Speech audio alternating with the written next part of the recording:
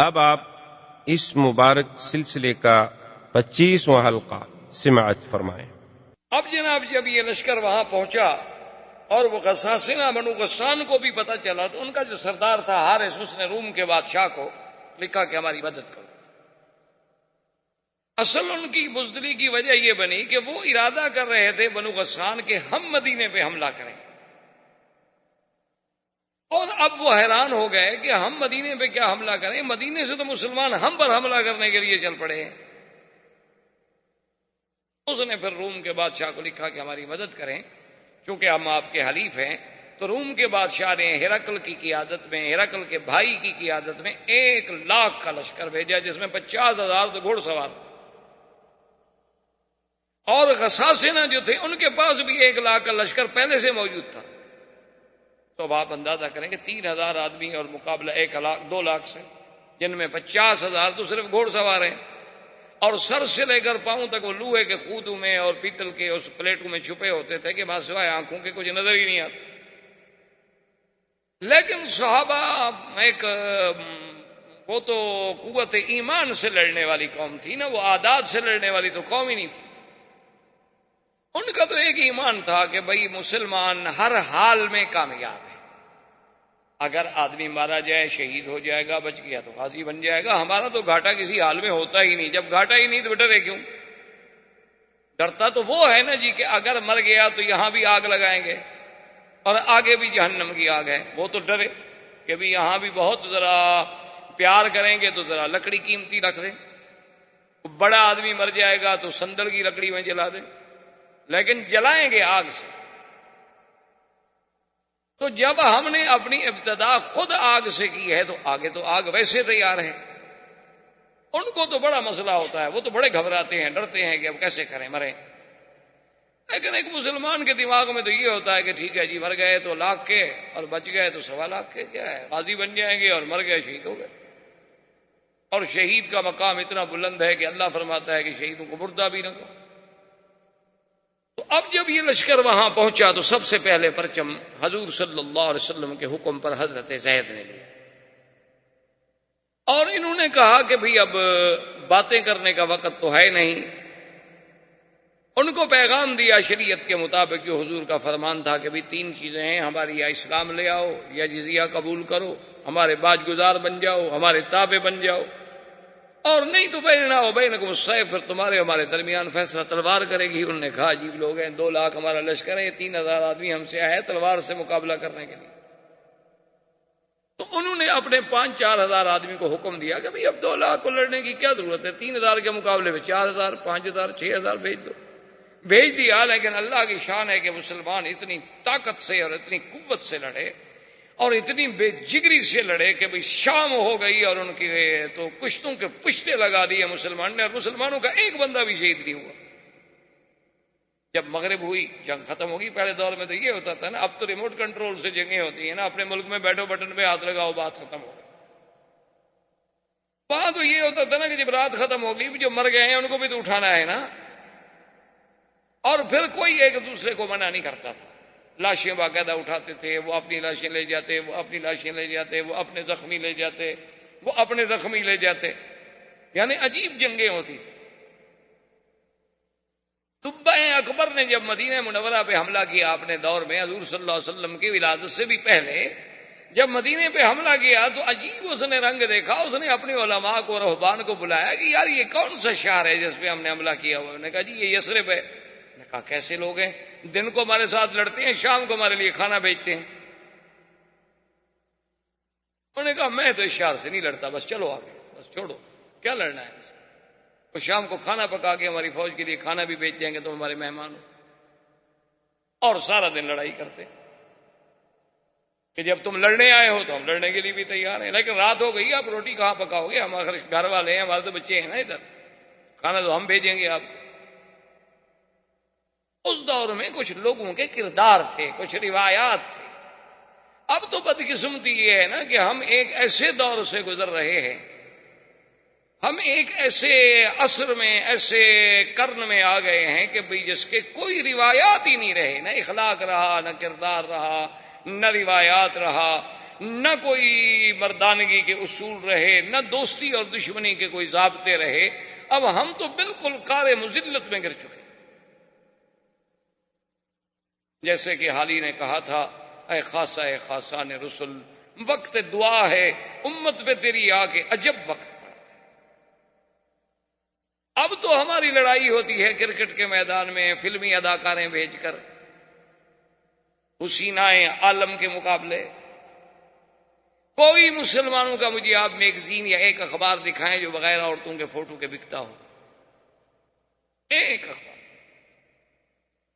اور قدرت کی بات دیکھیں کہ ایک صفحے پر روضہ رسول اللہ کا منظر ہوگا اور حضور پاک صلی اللہ علیہ وسلم کی سیرت ہوگی اور کعبۃ اللہ کے دروازے کا منظر ہوگا، اور پچھلا صفحہ کھولو تو اس پہ عورتوں کے فوٹو، اندر کھولو تو فلموں کے اشتہار ہوں گے۔ یہ کون سا مسلمان ہے؟ ہم کیا ہو گیا ہے کہ مسلمان ہو کر وہ عورتیں جو فلموں میں کام کرتی ہیں وہ یہ کہتی ہیں کہ ہم مسلمانوں کی عزت ہیں؟ ہماری عزت اب طوائف ہیں اور کنجر رہ گئے۔ موسیقی ہمارے ہاں عبادت بن چکی ہے۔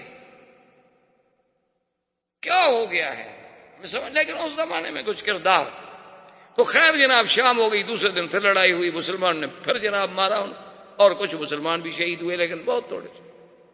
6 دن تک متواتر قتال، اتنا شدید قتال کہ وہ رومی کہتی ہیں ہم نے دنیا میں ایسی لڑائی نہیں دیکھی، مسلمان کہتے ہیں ہم نے بھی ایسی لڑائی نہیں دیکھی۔ اتنا شدید قتال ہوتا ہے۔ اور اسی اثنا میں اب دیکھیں مقام نبوت اور شان نبوت کے حضرت زید رضی اللہ تعالی عنہ شہید۔ اب حضور تو مدینہ منورہ میں ہے اور جنگ موتا میں۔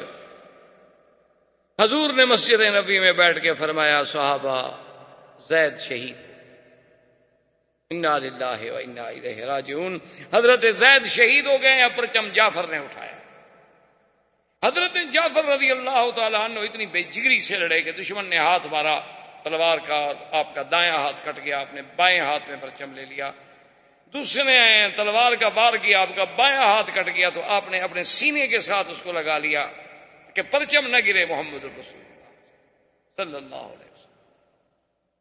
اتنے میں تلوار لگی، حضرت جعفر کی یہ کتف جو تھی یہاں تک نیچے سے کٹ گئی، حضرت جعفر بھی شہید ہو گئے۔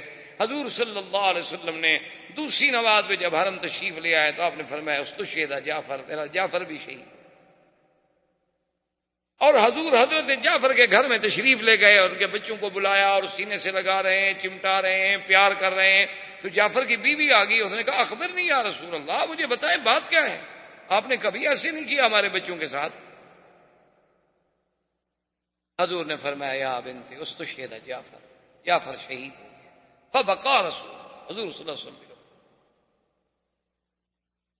اور حضور صلی اللہ علیہ وسلم نے فرمایا انی اریت، میں دکھلایا گیا ہوں کہ اللہ نے اس کو یاقوت کے دونوں ہاتھ بنا دیے ہیں اور وہ پروں کے ساتھ فرشتوں کے ساتھ جنت میں پرواز کر رہے۔ حضرت جعفر کے بعد عبداللہ ابن رواحہ نے پرچم لیا، عبداللہ ابن رواحہ بھی شہید۔ اس کے بعد ایک صحابی نے پرچم ویسے پکڑا کچھ دیر کے لیے، اور سامنے حضرت خالد ابن الولید آ گئے، اور یہ اسلام کا پہلا سریہ ہے، پہلا مارکہ ہے جس میں خالد مسلمانوں کی طرف سے شریک ہوا۔ 5 مہینے تو ہوئے تھے ابھی آپ کو اسلام لائے ہوئے۔ خالد ابن الولید رضی اللہ تعالیٰ عنہ کو اس نے کہا کہ دیکھو میں نے تو پرچم ویسے پکڑ لیا ہے، میں تو کوئی کمان کرنا نہیں جانتا، مہربانی کرو اب مسلمانوں کا پرچم تم لو۔ اس نے کہا دیکھو حضور پاک نے 3 کا نام لیا تھا، میرا تو نام ہی نہیں لیا۔ اس نے کہا اس کا مطلب یہ تھوڑا ہے کہ تمہارا بھی نام لیتے، اب کسی نے تو آخر اس پرچم کو لینا ہے نا۔ تو خالد بن ولید نے پرچم لے لیا اور جنگ روک دی، اور وہ پیچھے ہٹ گئے، مسلمان پیچھے ہٹ گئے۔ حضرت خالد نے غور کیا، تدبر کیا کہ ہمارے پاس تو 2500 آدمی رہ گئے ہیں، اور ان کا اگر ہم نے 2500 بھی مار دیا ہو تو 2 لاکھ میں کتنی کم ہو گئے ہیں۔ خالد بن الولید جو تھے رضی اللہ تعالی عنہ، یہ بطل من ابطال الاسلام، اور خدا کی شان ہے کہ جب حضور شام کو عشاء کی نماز کے لیے مسجد میں تشریف لے آئے تو حضور کے چہرے پہ ایک بڑی عجیب سی خوشی تھی، اور آپ نے فرمایا مسلمانوں، میرے تو تینوں جرنیل جو تھے شہید ہو گئے، لیکن اب اس بندے نے پرچم اٹھایا ہے الذی سیف من سیوف اللہ، جو اللہ کی تلوار ہے، اب اس کے ہاتھ میں پرچم، اب مسلمانوں کو کوئی شکست نہیں دے سکتا۔ اور اسلام میں یہ دو مجاہد گزرے ہیں، بطل اسلام گزرے ہیں، ایک خالد بن ولید اور ایک حضرت زبیر بن العوام۔ یہ دو آدمی تھے جو دونوں ہاتھ میں تلوار پکڑ کے دشمن سے مقابلہ کرتے تھے، ورنہ کوئی دنیا کا بہادر کبھی دو ہاتھ سے نہیں لڑتا، ہمیشہ ایک ہاتھ سے لڑتا ہے۔ ایک ہاتھ میں ڈھال ہوتی ہے یا ترس ہوتی ہے یا گھوڑے کی لگام ہوتی ہے۔ یہ دو آدمی تھے صرف جنہوں نے کبھی ایک ہاتھ میں تلوار نہیں پکڑی بلکہ دونوں ہاتھوں میں تلوار لے کے مقابلہ کرتے تھے۔ اور خالد بن ولید کا ماشاءاللہ اتنا قد بھی اتنا اونچا تھا کہ گھوڑے پہ بیٹھتے تو پاؤں ویسے زمین کو لگا لیتے تھے، طویل القامات۔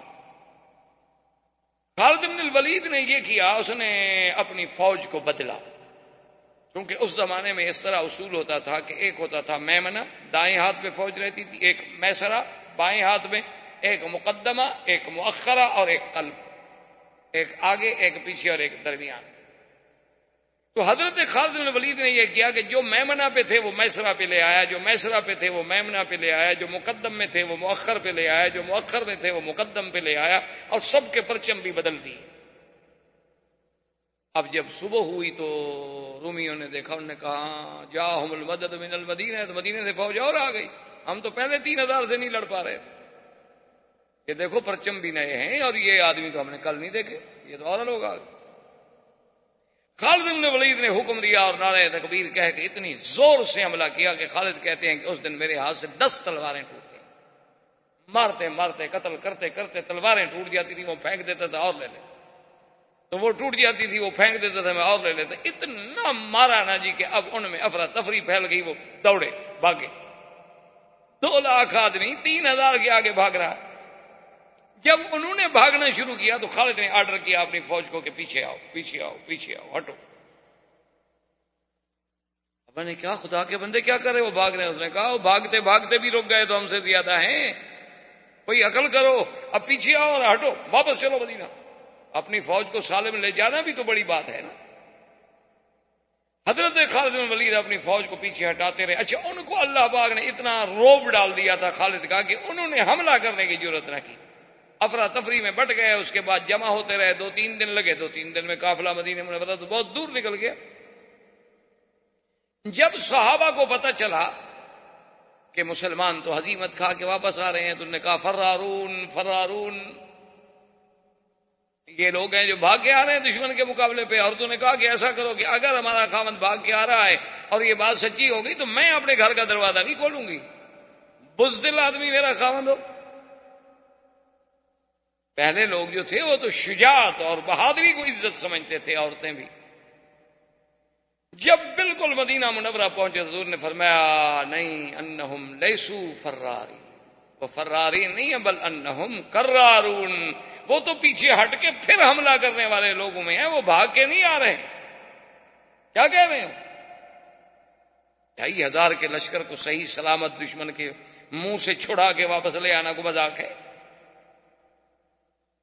تو خیر یہ لشکر واپس آ گیا، اور اسی اثناء میں حضور صلی اللہ علیہ وسلم نے غزوہ ذات السلاسل کے لیے بنی قضاء پر حملہ کرنے کے لیے آپ نے عمرو بن العاص کو قائد بنایا، حکم دیا کہ ان پہ حملہ کریں۔ عمرو بن العاص جب چلے تو خدا کی شان دیکھو کہ عمرو بن العاص امیر ہیں اور حضرت ابو بکر بھی اس جنگ میں ساتھ ہیں، لیکن ان کو حضور نے امیر نہیں بنایا۔ حضرت عمر بھی ساتھ ہیں، ان کو بھی امیر نہیں بنایا، وہ تابع ہیں عمرو بن العاص کے۔ امتحان ہوتے تھے کبھی اللہ کے رسول کے حکم کی کیسے اطاعت ہوتی۔ جب یہ راستے میں چلے تو انہیں پتہ لگا کہ بنی قضاء جو ہے وہ تو بہت بڑا قبیلہ ہے اور ہم تو سارے 200 آدمی ہیں۔ انہوں نے پھر پیغام بھیجا حضور کی خدمت میں کہ ہم بہت تھوڑے ہیں اور ان کا لشکر بہت بڑا ہے ہماری مدد کے لیے۔ تو حضور نے ابی عبیدہ بن الجراح کو اور آدمی دے کے بھیجا ان کی مدد کے لیے۔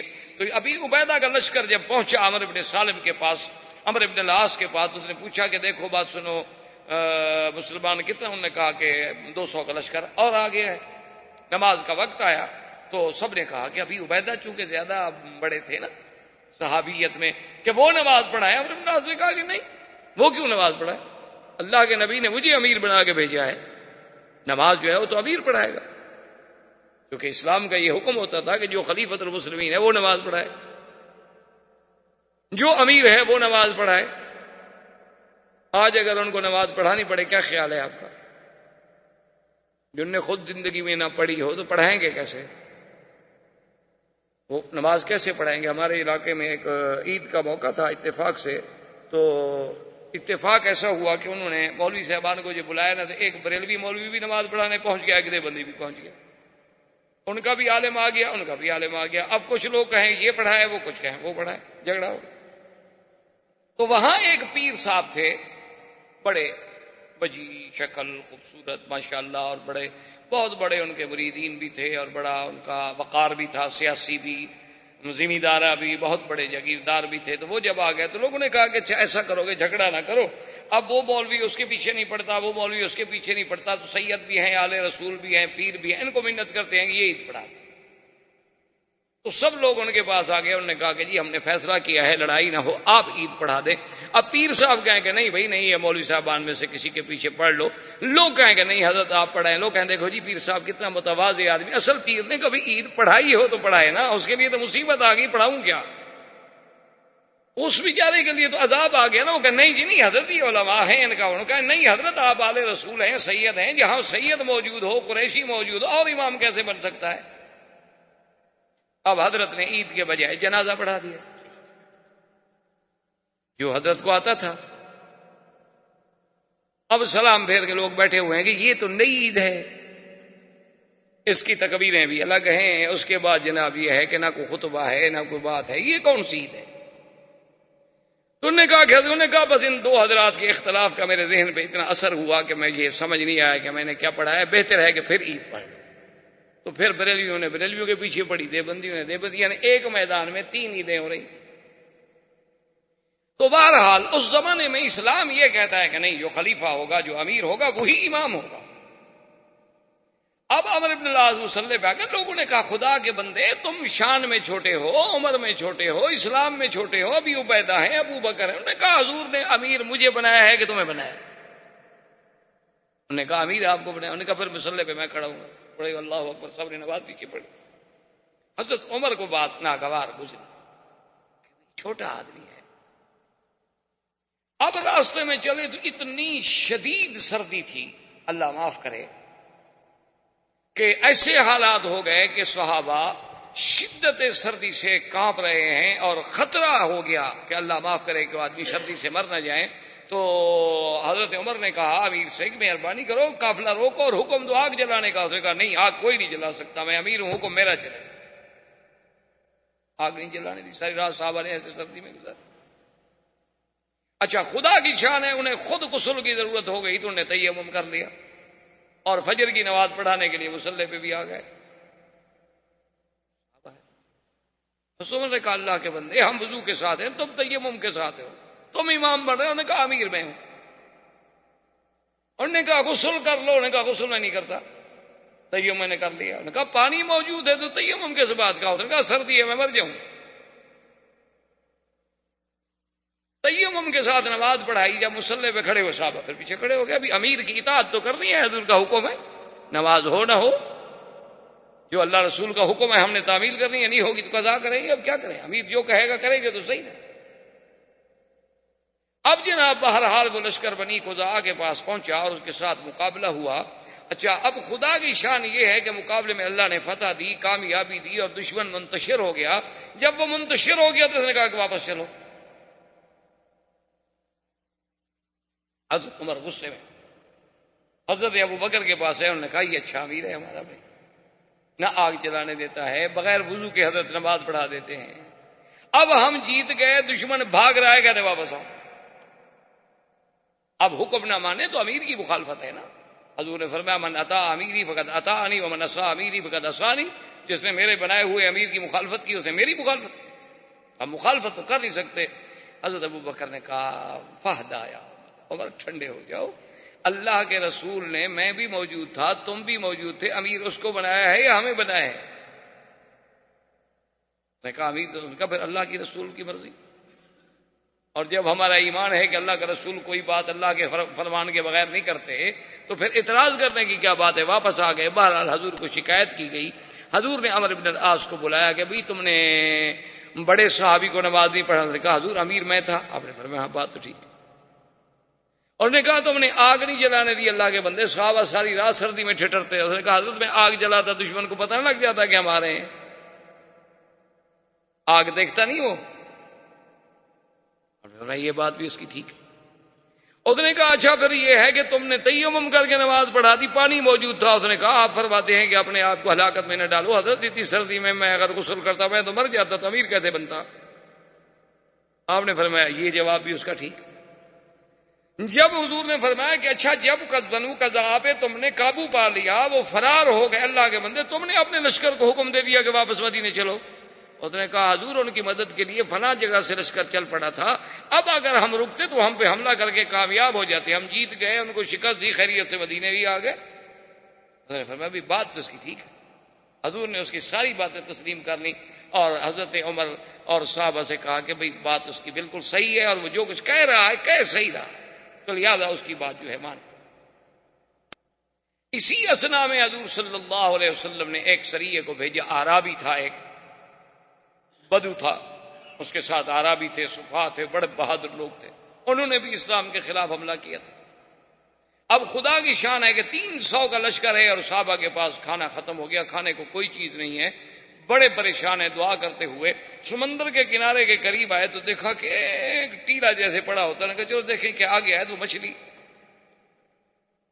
تو 3 مہینے تک صحابہ اسی ایک مچھلی سے کھاتے رہے. اس کا نام تھا امبر. یہ آج کل جو بازاروں میں امبر ملتا ہے نا, اتنے امبر, اصلی امبر جو ہے یہ مچھلی کے قے کرتی ہے, اور وہ سمندر میں تیرتا ہوا دریاؤں کے کنارے پہ آتا ہے, تو وہ جاننے والے لوگ اس کو پکڑ کے لے آتے ہیں. اصل میں یہ اسی امبر مچھلی کی قے ہوتی. تو وہ اتنی بڑی مچھلی تھی کہ جب صحابہ کھاتے رہے تو انہوں نے تجربے کے طور پر اس کی جو آنکھ کی گلائی تھی نا, اس میں 10 صحابی بیٹھ گئے. اور جب اس کے ڈھانچے کو کھڑا کیا تو ایک صحابی جو سب سے بڑے لمبے قد کے تھے, اس کو اونٹ کے اوپر کہا کہ تم کھڑے ہو جاؤ. اونٹ کے اوپر کھڑا ہوا, لیکن پھر بھی وہ ڈھانچہ اوپر رہا. وہ گوشت کھا رہے ہیں اور اس کا جناب تیل استعمال کر رہے ہیں. صحابہ کو تو اللہ نے رزق دے دیا. واپس آئے, حضور نے فرمایا حلما گما شہی, اس میں سے مچھلی سے کچھ تمہارے پاس ہے؟ انہوں نے کہا حضور ہاں گھی بھی لائے ہیں, اس کا گوشت بھی ہے. آپ نے فرمایا لے آؤ مجھے بھی کھلاؤ. حضور صلی اللہ علیہ وسلم نے بھی وہ نوش فرمایا. اور اسی اثنا میں آپ نے پڑھا ہوگا انشاءاللہ یا سنا ہوگا کہ جب حدیبیہ میں صلح ہوئی تھی تو صلح میں ایک شرط یہ بھی تھی کہ جو قبیلہ جس کا حلیف بننا چاہے, قریش کا بنے یا اسلام کا بنے, تو بنو بکر بنے تھے حلیف قریش کے, اور بنو خزاعہ حلیف بنے تھے حضور صلی اللہ علیہ وسلم. تو اب بنو بکر نے شرارت کرنی شروع کر دی. وہ کیا کریں, رات کو جا کے بنو خزاعہ پہ حملہ کر.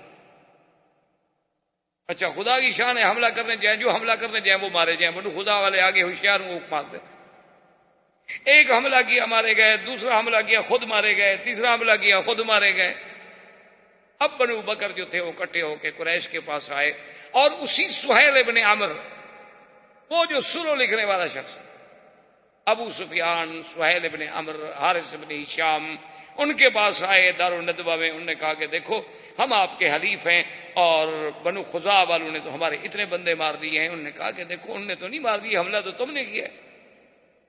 انہوں نے کہا ہم نے حملہ کیا, کچھ کیا, لیکن بندے ہمارے مارے گئے, ہم نے بدلہ لینا ہے, تم ہمارے حلیف ہو, ہماری مدد کرو.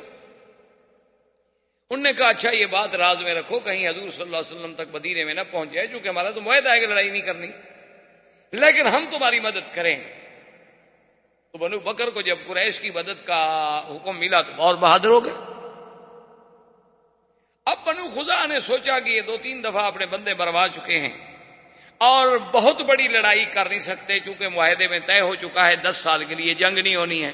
تو اب جناب ان کے کچھ آدمی طواف کرنے کے لیے مکہ میں آئے, اور اطمینان کے ساتھ بغیر کسی ہتھیاروں کے. اور بنو خزاعہ کا ایک سردار تھا, اس کا نام تھا بدیل ابن ورقہ, اس کا گھر مکے میں تھا. بنو خزاعہ کا قبیلہ تو باہر رہتے تھے, لیکن اس کا ایک گھر مکے میں بھی تھا. جب وہ مکے میں ہوتا تو اپنے گھر میں رہتا. یہ آدمی بیچارے آئے, ابھی یہ حرم میں داخل ہوئے, اور بنو بکر نے قریش کے ساتھ مل کے حملہ کر دیا. جب حملہ کر دیا تو قریب کیا کریں، وہ تو بالکل نہاتے ہیں. وہ دوڑے اور بدیل ابن ورقہ اپنے سردار کے گھر پہنچے کہ بھئی وہاں جائیں، کم از کم ہمیں اس کے گھر میں پناہ مل جائے گی، اندر کوئی ہمیں ہتھیار مل جائیں گے. آگے آئے، خدا کی شان ہے دروازہ بند ہے، وہ دروازہ بھی نہ کھلا، وہاں سے بھاگے، وہ حرم میں داخل ہو گئے. لیکن قریش نے اور بنو بکر نے ان کے 23 آدمی جو تھے وہ اللہ کے حرم میں قتل. حالانکہ حرم میں تو کافر بھی نہیں لڑتے تھے. بہرحال جب وہ قتل ہو گئے، بنو خزاعہ کو پتہ چلا. بنو خزاعہ نے قریش سے کہا کہ بھی یہ تو غدر ہے، ہمارا فیصلہ کر. دار الندوہ میں اجتماع ہوا. ایک آدمی تھے عبداللہ ابن سعد ابن ابی السرح، یہ پہلے مسلمان ہو گیا، حضور کا کاتب تھا، وحی بھی لکھتا تھا، قرآن بھی لکھتا تھا. بعد میں یہ مرتد ہو کے بھاگ آیا، مکے آ گیا. وہ بھی موجود تھا. اس نے کہا دیکھو بات سنو، میں چونکہ مسلمانوں کے ساتھ رہا ہوں اور اللہ کے نبی کے ساتھ رہا ہوں، میں جتنے احوال کو جانتا ہوں تم نہیں جانتے ہو. میری اگر مشورہ مانتے ہو تو 3 باتیں ہیں، ان 3 میں سے کوئی ایک بات مانو. انہوں نے کہا کیا بات؟ انہوں نے کہا بات یہ ہے کہ تم نے عہد توڑا ہے. یہ عہد ہے کہ بھئی کوئی آدمی اب قریش اور حضور صلی اللہ علیہ وسلم کی جنگ نہیں ہوگی، اور جو حضور کا حلیف ہے وہ حضور کے ساتھ، جو تمہارا حلیف ہے تمہارے ساتھ. تو اس حلیف پر بھی اگر جنگ ہوگی تو وہ گویا مدینے والوں پر جنگ تصور ہوگی، اور تم نے بنو خزاعہ پہ حملہ کیا ہے، یہ تو اچھا نہیں. اور پھر اس سے بڑا کوئی جرم ہے کہ تم نے وہ حرم میں بھاگے بیچارے، تم نے حرم میں بھی قتل کر دیا. اب 3 باتیں ہیں، یا تو ایسا کرو کہ ان کے 23 آدمی مارے گئے ہیں، بنو بکر والوں میں بھی پیسے والے ہیں، تم بھی سردار ہو، پیسے اکٹھے کر کے ان کو دیت دے دو اور معافی مانگ لو کہ 23 آدمی کی دیت ہم دیتے ہیں. انہوں نے کہا نہیں، یہ تو کمزوری والی بات ہوئی نا کہ پھر ہم جائیں اور معافی مانگیں اور دیت ادا کریں. انہوں نے کہا اچھا اگر یہ نہیں کرتے ہو تو پھر ایسا کرو کہ بنو خزاعہ اور بنو بکر ان دونوں سے کہو کہ آج کے بعد تم دونوں لڑو، مرو، بچو، جہنم میں جاؤ، ہم تمہاری کوئی مدد نہیں کریں گے. اور مدینے پیغام دے دو کہ جناب ان کی لڑائی ہوگی لیکن ہم نے جواب دے دیا، ہم اپنے حلیف کی مدد نہیں کر رہے، آپ بھی اپنے حلیف کی مدد نہ کریں. تو یہ ایک معقول بات ہوگی اور حضور مان لیں گے. انہوں نے کہا کہ ہمارے حلیف ہیں، ہم ان کو چھوڑ تو نہیں سکتے. اچھا تیسری بات بتاؤ کہ تیسری کیا ہو گا؟ تیسری پھر تیار ہو جاؤ، تلواریں تیار کرو، پھر حضور حملہ کریں گے. وہ اپنے حلیف کو نہیں چھوڑیں، وہ اپنے خلفاء کی مدد کریں. انہوں نے کہا اچھا ٹھیک ہے بھائی دیکھا جائے گا. اس کے بعد انہوں نے سوچا کہ بھی معاملہ تو خراب ہو گیا ہے اور نقض عہد بھی ہم سے ہوا ہے. انہوں نے کہا ایسا کرو ابو سفیان کہ تم چلے جاؤ مدینہ منورہ اور کسی طریقے سے حضور صلی اللہ علیہ وسلم سے یہ کہو کہ حضور بڑا اچھا وقت گزر رہا ہے اور دیکھیں نا ماشاءاللہ آپ کو بھی اطمینان ہے، ہمیں بھی اطمینان ہے، آپ بھی اپنی دعوت اسلام دے رہے ہیں، ہم اپنا کام کر رہے ہیں.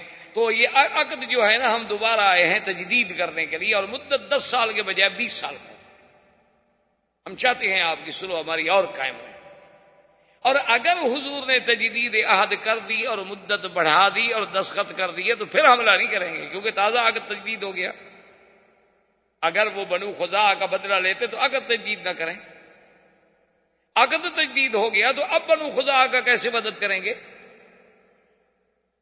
انہوں نے کہا کہ ہاں تلک المکیدہ، یہ ہے چال، اگر اس میں ہم کامیاب ہو جائیں تو پھر تو کام بن سکتا. ابو سفیان کو انہوں نے کہا کہ چونکہ مکے کے سردار تم ہو یہ کام تم کر سکتے ہو اور تو کوئی چھوٹا موٹا آدمی تو کر نہیں سکتا، حضور ہر کسی کی بات تھوڑی سنیں گے. ابو سفیان چل پڑا مدینہ شریف کے لیے. اور انہوں نے کہا کہ ابو سفیان یہ کام جلدی کرو، حضور کو کہیں یہ پتہ بھی نہ لگ جائے کہ ہم نے بنو بکر کے ساتھ مل کے بنو خزاعہ کو نقصان پہنچایا ہے. لیکن بنو خزاعہ والوں نے ایک ان کا شاعر تھا سالم ابن عمر، اس کو بھیجا کہ تم فوراً مدینے پہنچو اور حضور کو خبر دو کہ ہمارے ساتھ یہ ہو گیا. سالم ابن عمر نے تو جی ایسے سفر کیا، حالانکہ وہ شاعر آدمی تھا لیکن اپنی قوم کا درد تو ہر کسی کو ہوتا ہے نا جی. وہ رات اور دن اپنا اونٹ دوڑاتا رہا، آرام تک نہیں کیا. وہ تو جو 6 دن کا سفر تھا نا 3 دن میں کر کے مدینے میں پہنچ گیا. حضور بیٹھے ہوئے تھے مدینہ مسجد نبوی میں، صحابہ بیٹھے ہوں تو آیا رونا شروع کیا اور اس نے مرثیہ پڑا اپنی قوم کا کہ میرے جوان کیسے ان کی لاشیں حرم میں پھڑک رہی ہیں، 23 سر کٹے ہوئے ہیں اور 23 انسانوں کے ٹکڑے جو ہیں اللہ کے حرم میں بکھرے پڑے ہیں،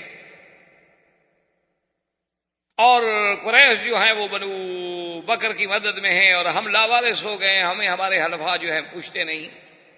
اس نے ایسے انداز میں شعر پڑھے، حضور صلی اللہ علیہ وسلم کو بھی جوش آ گیا. آپ نے فرمایا نصرت یا سالم، نصرت یا سالم، نصرت یا سالم، سالم تمہاری امداد ہوگی، فکر نہ کرو، اللہ کا نبی تمہاری مدد کرے گا. بدیل ابن ورقہ جو ہے وہ بھی وفد لے کے چل پڑا حضور کو خبر دینے کے لیے. ان کا جو سردار تھا بنو خزاعہ کا آیا، اس نے کہا حضور ہمارے ساتھ تو ظلم ہو گیا کہ 23 جوان اور طواف کرتے ہوئے اللہ کے حرم میں قتل کر دیے جائیں، اس سے بڑا کوئی ظلم ہے؟ حضور نے فرمایا بدیل تم فکر نہ کرو، ہم تمہاری مدد کریں گے اور بدلہ لیں گے. ابو سفیان جا رہا ہے اور بدیل ابن ورقہ واپس آ رہا ہے مدینے سے. ابو سفیان نے ایک دوسرے کو ملے، اس نے کہا بدیل کیا حال ہے، خیریت ہے، کہاں گئے تھے، مدینہ گئے تھے؟ اس نے کہا نہیں مدینہ تو ہم نہیں گئے. کہاں گئے؟ انہوں نے کہا یہ مدینہ منورہ کی ایک طرف اور ایک قبیلہ تھا کہ وہاں میرے رشتہ دار ہیں، میں تو وہاں گیا تھا اور وہاں سے واپس.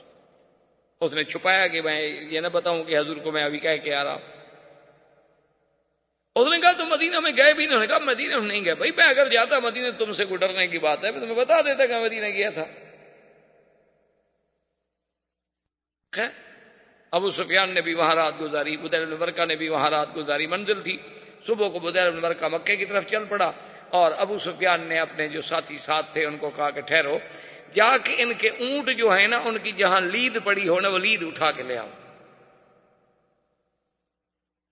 وہ لید اٹھا کے لے آئے تو ابو سفیان نے کہا اس کو توڑو، اس کے اندر کھجور ہے، کھجور کی گٹھلی ہے. جب توڑا تو کھجور کی گٹھلی نے کہا ہاں بدیل بن ورقہ مدینے گیا تھا، کھجوریں صرف مدینے والے اونٹوں کو کھلاتے ہیں اور کوئی قبیلہ نہیں کھلاتا، چونکہ ان کے پاس کھجور بہت ہوتی ہے اونٹوں کو بھی کھلا دیتے ہیں. اس کا مطلب ہے کہ حضور کو اطلاع پہنچ گئی. اب یہ نہیں ہے کہ میں اندھیرے میں رکھ سکوں، حضور کو پتہ چل گیا ہے کہ بنو بکر نے کیا کیا. خیر بہرحال اس نے کہا کہ اب حل کوئی نہیں، اب سیدھا تو مجھے نہیں جانا چاہیے مدینہ منورہ میں حضور کی خدمت میں. پہلے ایسا کیوں نہ کروں کہ میں اپنی بیٹی کے گھر ام حبیبہ کے گھر میں جاؤں اور اپنی بیٹی جو ہے وہ حضور کی بیوی ہیں، امہات المومنین ہیں، ان کو تیار کروں کہ کوئی تھوڑی سی فضا تو ہموار کرے نا حضور سے بات کرنے کی. ابو سفیان سردار تھا، سمجھدار آدمی تھا. جب آیا ام حبیبہ نے سلام کیا، استقبال کیا، اور وہاں جو ایک فراش کیا ہوتا تھا، ایک ٹاٹ کا ٹکڑا تھا جو حضور کے لیے بچھایا جاتا تھا، وہ بچھا ہوا تھا، اس پہ بیٹھنے لگا ابو سفیان تو اس نے جلدی جلدی سے فراش اٹھا لیا، جلدی سے کھینچا اور لپیٹ لیا. ابو سفیان نے دیکھا اچھا اچھا اچھا، کیونکہ یہ فراش اصل میں پرانا ہے اور کم قیمت ہے اور یہ مکے کے سردار کے نیچے بچھانے کے قابل نہیں ہے، اس لیے اٹھا رہی ہو تاکہ کوئی اور اچھا فراش میرے لیے بچھانا چاہتی ہے. اس نے کہا نہیں، ھذا فراش رسول اللہ وانت نجس. اس نے کہا یہ میرے مدنی محمد مصطفیٰ کا بستر ہے اور تم مشرک ہو، پلید ہو، اللہ کے نبی کے بستر پہ نہیں بیٹھ سکتے. آج ہماری بیٹیوں میں بھی اسلام کی ایسی غیرت ہے، جنہوں نے مونا لیزا اور ڈیانا پڑھنی ہو، اس میں کیا غیرت آئے گی بھائی؟ وہ تو وہی سیکھیں گی نا جو کچھ ان کا کردار تھا، وہ بھی وہی سیکھیں گے کہ ہوٹلوں میں کیسے رہتے ہیں، گاڑیوں میں کیسے جاتے ہیں، شراب کیسے پی جاتی ہے، شیمپین کے دور کیسے چلتے ہیں. انہوں نے تو پھر وہی سیکھنا ہے نا جن کی وہ متبع ہیں، جن کی اقتداء کر رہی ہیں. ام حبیبہ ہے، اس نے کہا ام حبیبہ اصابک شر من بعدی، مجھ سے دور ہو کر تیرا اخلاق بھی بگڑ گیا. اس نے کہا اخلاق کی بات نہیں، اب تمہارے اور ہمارے درمیان میں اسلام اور کفر کی دیوار ہے. میں سب سے پہلے حضور سے پوچھوں گی، ورنہ تو میرے گھر میں بیٹھ بھی نہیں سکتے، کھانا بھی نہیں کھا سکتے، رہ بھی نہیں سکتے جب تک مجھے حضور اجازت نہ دے. تو مشرک ہو، ہم مسلمان ہیں، اب باپ بیٹی کا کیا رشتہ ہے؟ حضور کی خدمت میں حضور نے فرمایا سلی باپ، تمہارا باپ ہے، احترام کرو، کھانا کھلاؤ، دعوت دو. یہ ٹھیک ہے، کافر ہے تو کافر ہے، تمہارا تو باپ ہے نا. خیر بہرحال اس کے بعد ابو سفیان آیا، حضور سے ملا. حضور نے فرمایا ہاں ابو سفیان ما جاء بک، کیسے آیا؟ اس نے کہا حضور آپ کا اور ہمارا ماشاءاللہ دیکھیں کیسا خوبصورت وقت گزر رہا ہے، اور بڑی تمام قبائل مطمئن ہیں اور لوگ مطمئن ہیں، اللہ کا کعبہ آباد ہے، ہم بڑے مزے میں ہیں، آرام سے تجارت ہو رہی ہے، اور آپ کی دیکھیں بادشاہوں کو، ہرقل کو بحرین میں، عمان میں، ہر جگہ دعوت جا رہی ہے. ہم اس لیے آئے ہیں کہ عقد تجدید فرما دیں اور مدت بھی 10 سال کے لیے بڑھا دیں، ہم تو اس لیے حاضر ہوئے ہیں. حضور نے فرمایا لا نخون ولا نغدر یا ابی سفیان. ابو سفیان ہم نہ تو کبھی خیانت کرتے ہیں اور نہ اپنے عہد میں کبھی غدر کرتے ہیں. اب یہ عہد تجدید نہیں ہو سکتا. انہوں نے کہا حضور کیا کہہ رہے ہیں، کمال ہے آپ کی، ہمارے تو کوئی شکایت نہیں ہے. اس نے کہا ما فعلتم ببنی خزاعہ، ابو سفیان تم نے بنو خزاعہ کے ساتھ کیا کیا؟ اللہ کے حرم کا بھی لحاظ نہیں کیا اور پھر عقد بھی تجدید کرانا چاہتے ہو. جان کے تو پاؤں کے نیچے زمین نکل گئی. اس نے کہا اب کیا ہو سکتا، حضور کو تو پورا پتہ ہے. ابو سفیان بھاگا حضرت ابو بکر کی خدمت نے کہا ابو بکر انت سید القوم، تم بھی تو سردار، افعل خیرا لک الشرف الى آخر الدہر. ابو بکر مہربانی کرو، تم معاہدے پہ سلو کے دستخط کر دو، حضور نہیں کرتے نہ کریں. تم بھی تو سردار ہو نا، تم بھی تو مسلمانوں کے بڑے ہو، تمہارا قریش پہ احسان ہو جائے گا سلو، اور قیامت تک یاد کیا جائے گا کہ ابو بکر سلو کل آدمی تھا کہ چلو اللہ کے نبی نے نہیں مانا. نے کہا ابو سفیان کیا کہہ رہے، حضور نے دستخط نہیں کیے میں کر دوں، کیا کہہ رہے ہو، عقل سے بات کرو. فذهب الى عمر، حضرت عمر کی خدمت میں آ گیا. حضرت عمر نے کہا یہی بڑی بات نہیں کہ میں تمہیں کچھ نہیں کہہ رہا. حضرت عمر نے کہا مجھ سے تم معاہدے پہ دستخط کرانے آئے ہو، میرا یہی احسان نہیں مانتے ہو کہ میں نے صبر کیا ہوا ہے، تمہیں دیکھ رہا ہوں اور کچھ نہیں کہہ رہا، ورنہ میری تو تلوار تڑپ رہی ہے. تم مجھ سے معاہدہ کرانے آئے ہو حضور کے خلاف. ابو سفیان تمہارا ہمارا عہد اگر نہ ہوتا نا، اور تم ہمارے پاس مدینے میں نہ ہوتے، آج مہمان قاصد سفیر ہو، بس مہربانی کرو میری آنکھوں کے سامنے سے چلے. حضرت عثمان کے پاس آئے، حضرت عثمان نے جواب دے دیا. حضرت علی کے پاس آئے، حضرت علی نے جواب دے دیا. ابھی بھی فاطمہ کے پاس چلے گئے. انہوں نے کہا بی بی فاطمہ آپ بھی تو بنت رسول اللہ ہیں، آپ اس معاہدے پہ دستخط کر دیں. انہوں نے کہا انما امرأ یا ابی سفیان، عقل کی بات کرو، میں عورت ہوں، عورتیں کبھی معاہدہ کرتی ہیں. اس نے کہا اچھا یہ چھوٹا جو ہے کون ہے؟ اس نے کہا حسن میرا بیٹا ہے. اس نے کہا چلو یہ دستخط کر دے. اس نے کہا 4 سال کا بچہ ہے حسن. اس نے کہا ایسے ایک لکیر مار دے، میں قریش والوں کو تو کہہ سکوں نا کہ چلو حضور کے بیٹے نے دستخط کر دیا، حضور نے نہ صحیح، حضور کا بیٹا تو ہے نا. اس نے کہا ابو سفیان تمہارا دماغ تو نہیں چل گیا، کیا کہہ رہے ہو، یہ چھوٹا سا بچہ شروع کر دے. فرجا، اب ابو سفیان ناکام. اس نے کہا کہ بس اب میرا جو وہ طریقہ تھا نا، میرا مقصد تو یہ تھا نا کہ اگر کوئی ایک صحابی بھی دستخط کر دیتا تو اب باہر کے قبائل تو نہیں جانتے نا کہ حضور پاک نے دستخط کیے ہیں یا قبیلے نے کسی ابو بکر عمر عثمان نے دستخط کیے. میں تو شور کر دیتا نا کہ صحابہ نے دستخط کر دیے، معاہدہ ہو گیا، اور اس کے بعد معاہدہ توڑ رہے ہیں. بہرحال ابو سفیان واپس آ گیا اور حضور صلی اللہ علیہ وسلم نے سیدہ عائشہ صدیقہ رضی اللہ تعالی عنہا کو حکم دیا کہ تجہزی عائشہ، میرے لیے سامان تیار کر.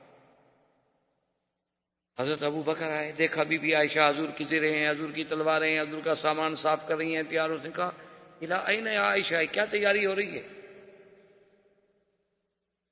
اس نے کہا لا عالم یا ابت، حالانکہ اس کو پتا تھا لیکن راز ہے رسول اللہ کا، بیٹی اپنے باپ کو بھی نہیں بتا رہی. کہا اللہ کے نبی کا راز. انہوں نے کہا ابا جان مجھے نہیں پتا. حضور صلی اللہ علیہ وسلم نے بڑے بڑے صحابہ کو حکم دیا کہ بھی تیاری کرو، لیکن یہ کسی کو پتا نہیں کہ کہاں جانا.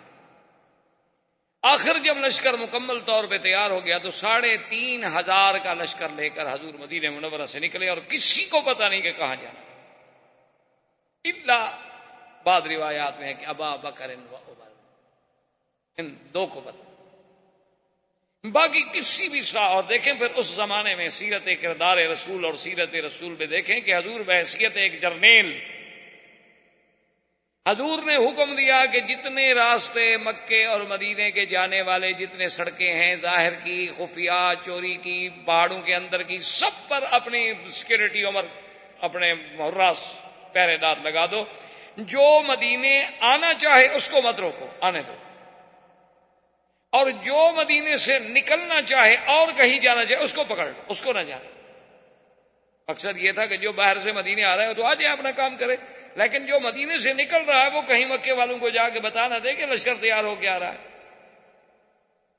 سارے راستوں پہ حضور نے پیرے بٹھا دیے، اور اسی اسنا میں حضور پاک نے فرمایا یا علی، حضرت علی حاضر نے فرمایا زبیر بن العوام نے کہا حاضر یا رسول اللہ، انہوں نے فرمایا فاتوا روضۃ خاخ فإن بها زعینۃ ومعها کتاب، کہ فلاں خفیہ راستے سے روضہ خاخ پہ پہنچو جلدی، وہاں ایک اونٹنی پہ ایک عورت جا رہی ہے، اس کے پاس ایک خط ہے جو مکے والوں کے پاس لے کے جا رہی ہے ہمارے خلاف، اس عورت کو بھی اور خط کو برآمد کر کے پیش کر۔ حضرت علی اور حضرت زبیر العوام نے اپنے ساتھی لیے اور گھوڑے دوڑائے اور دوڑ پڑے، اور وہ اونٹنی پہ جا رہی تھی، یہ گھوڑوں کا سفر تھا ماشاءاللہ، اور پھر گھوڑے دوڑانے والا بھی زبیر اور حضرت علی ہو تو گئے تو اسی جگہ روضہ خاک پہ وہ اونٹنی پہ جا رہی ہے، ایک اور جا کے پکڑا، عقیفی ٹھہر جاؤ۔ یہ عورت بھی طوائف تھی، اناق اس کا نام تھا۔ جیسے بت پرستی بہت پرانی ہے نا، اسی طرح طوائف پرستی بھی بہت پرانی ہے، یہ بھی ابتدا سے ہے۔ تو اس کا نام اناق تھا، اور یہ بظاہر مدینہ منورہ میں آئی تھی مدد لینے کے لیے، حتیٰ کہ حضور کی خدمت میں بھی آ گئی۔ حضور نے فرمایا تم ادھر کیا کر رہی ہو؟ اس نے کہا رسول اللہ قتل رؤساء قریش، بڑے بڑے سردار جو تھے وہ تو بدر میں مارے گئے، اب ہم لوگ بھوکے مر رہے ہیں، کیا کریں، میں مدد کے لیے آئی ہوں، کیونکہ ہم لوگوں کو تو پیسہ سردار ہی دیتے تھے نا، وہ تو مر گئے۔ تو آپ نے کہا، حضرت نے کہا ماں کے کتاب تمہارے پاس ایک خط ہے؟ اس نے کہا لیس معی کتاب، میرے پاس کوئی خط نہیں۔ آپ نے فرمایا لا ماں کی کتاب، انہوں نے کہا لا میرے پاس کوئی خط نہیں۔ ہم نے کہا فتش، سامان کھولو، سامان کھولا، سارا سامان تلاش کیا، ایک ایک چیز ڈھونڈ نکالی، خط کوئی نہیں۔ زبیر ابن العوام نے کہا کہ حضرت علی اگر خط ہوتا تو کہاں ہوتا، ابھی ہم نے اونٹ کی پلان تک دیکھ لی ہے، اس کی گٹھڑیاں دیکھ لی، سامان دیکھ لیا۔ حضرت علی نے کہا کیا کہہ رہے ہو؟ ماں کذب رسول، سرکار دو جہاں کو جبریل نے جھوٹ نہیں بولا، وما کذبنا رسول اللہ، اور نہ اللہ کے نبی نے ہم سے جھوٹ بولا، اس کے پاس خط ہے۔ اس نے کہا علی واللہ لیس معی کتاب، میرے پاس کوئی خط نہیں، ایسے بلا وجہ آپ مجھ پر تشدد۔ حضرت علی نے فرمایا کہ بات سنو اناک، فخرج الکتاب واللہ لاجردنکی، اگر تم نے کتاب نہ دیا، وہ خط میرے حوالے نہ کیا، میں تمہارے کپڑے اتار دوں، پھر تلاشی کر۔ اب ڈر اس نے کہا فاعرضا، اچھا اس نے کہا بھی تم سارے ادھر منہ پھیرو، آخر میں عورت ہوں۔ دیکھو اس وقت کی طوائف کو بھی شرم ہے کہ کوئی مرد مجھے نہ دیکھے، آج کا فیصلہ آپ خود کر لیں۔ تو سب نے ادھر منہ پھیر لیا، اس نے بال کھولے، بالوں کے اندر خط چھپایا ہوا تھا، اس کے بال تھے بہت بڑے، تو بالوں کو لپیٹ کے خط اندر رکھ کے ایسے موڑا بنا کے اوپر مچان بنا کے اوپر دوپٹہ ڈالا ہوا تھا اس نے۔ اب وہاں کس کو شبہ ہو سکے جی اتنا خط ہے بالوں کے اندر لپٹا ہوا، اب تو نکال کے دے دیا۔ اس نے کہا چلو، حضور کی خدمت میں پیش کیا۔ وہ خط تھا حاطب ابن ابی بلتعہ، صحابی ہیں، ان نے خط لکھا تھا مکے والوں کو کہ قدم رسول اللہ، حضور کا لشکر آ رہا۔ حضور نے بلایا حاطب ابن بلتعہ، آپ نے فرمایا خط تم نے لکھا ہے؟ اس نے کہا نام اناق کو دیا تھا۔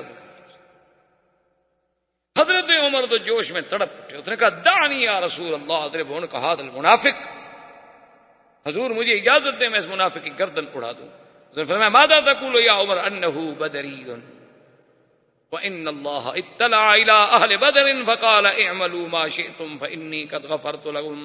یا عمر کیا کہہ رہے ہو؟ یہ تو میرا بدری صحابی ہے، اور بدر والوں کے بارے میں تو اللہ کہہ چکے ہیں کہ جو کرو میں نے معاف کر دیا، تم کیسے قتل کر سکتے ہو اس کو؟